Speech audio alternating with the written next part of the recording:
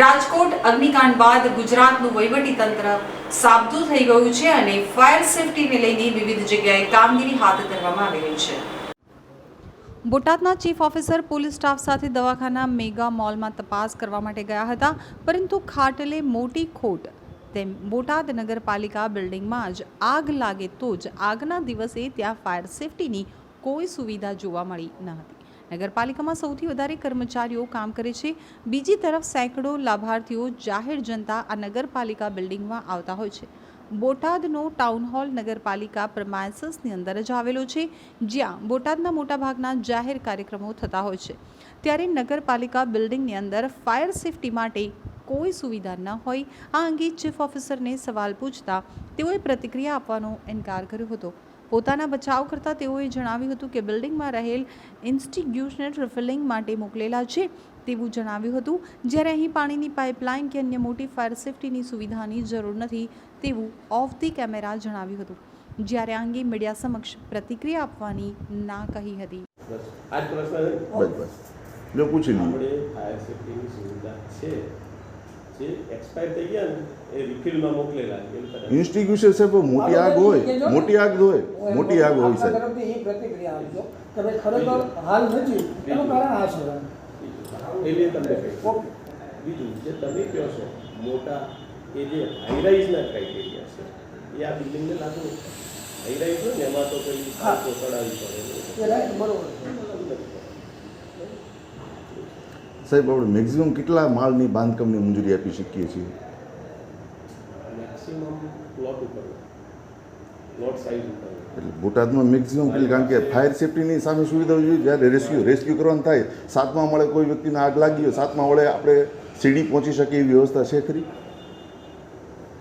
તો આપણે 7મા માળ સુધીનું બાંધકામ થઈ જાય તો આપણે એના માટે કંઈ કરી ન શકીએ? કરી શકીએ। શું કરી શકીએ? અટકાવી શકીએ, તોડી શકીએ। પણ હાલમાં તો બધા એમના અત્યારે માણસો રહે છે, કેમ તો જૂના છે તો છે પણ તોડી શકીએ એના માટે અથવા ફાયર સેફટીની સુવિધા વધારી શકીએ। એક સાંભળો, પહેલા એક આ નગરપાલિકામાં સેફટી નથી એના અંગે મારે ઇન્ટરવ્યુ પછી તમે હા એ વાત સાચી છે। એ લાંબો વિષય। બોટાદના જાગૃત નાગરિક દ્વારા છેલ્લા 2 વર્ષથી અવારનવાર રજૂઆત કરી ફાયર સેફટીની સુવિધા અંગે નગરપાલિકા તંત્રનું ધ્યાન દોર્યું હતું, પરંતુ ગામની વિવિધ બિલ્ડિંગો અને મોલોની ફાયર સેફટીની સુવિધા દુરસ્ત કરવામાં નગરપાલિકા બિલ્ડિંગમાં જ દુર્ઘટનાને લઈ કોઈ સુરક્ષા થઈ શકી ન હોવાથી ચીફ ઓફિસર કાગનો વાઘ સાબિત થયા હોય તેવું જણાઈ રહ્યું છે। લોકો માટે કાયદાની અમલવારી કરાવવાની, પરંતુ પોતાના માટે કાયદો કોઈ કામનો નથી તેવું જાણે ચીફ ઓફિસર સાબિત કરતા હોય તેમ જણાઈ રહ્યું છે। હાલમાં બોટાદમાં હાઈરાઇઝ બિલ્ડિંગમાં દુર્ઘટના થાય તો નગરપાલિકા પાસે રેસ્ક્યુ માટે પણ કોઈ સુવિધા નથી, ત્યારે બોટાદની જનતાની સુરક્ષાની જવાબદારી કોની તે એક મોટો સવાલ છે। શું નામ તમારું? અનીશભાઈ મોવાત। અનીશભાઈ, તમે એક નગરપાલિકાની અંદર કોઈ પણ પ્રકારની ફાયર સેફટીના સાધનો નથી એવી એક અરજી કરી છે, રજૂઆત કરી છે, શું કહેશો? મેં 2 વર્ષ પહેલાં એક અરજી કરવામાં આવી હતી ફાયર સેફટીને લઈને, જે બોટાદ નગરપાલિકામાં નથી, અને આજ પણ મેં જોયું બોટાદ નગરપાલિકાની અંદર આવીને ટાઉન પ્લાઝા છે બધું બાજુમાં ટાઉન હોલ, ત્યાં પણ નથી ફાયર સેફટીની। તો જેથી રાજકોટમાં જે બનાવ બન્યો એવો બોટાદમાં ન બને, કેમ કે આમાં 100 કર્મચારીથી વધારે અહીંયા કામ કરી રહ્યા છે, રોજ 1000 માણસનો આવક જાવક છે, જેથી માણસોને તકલીફ પડે, બીજી કંઈ અકસ્માત ન થાય એના માટે ફાયર સેફટી લગાવવી જરૂર છે નગરપાલિકામાં।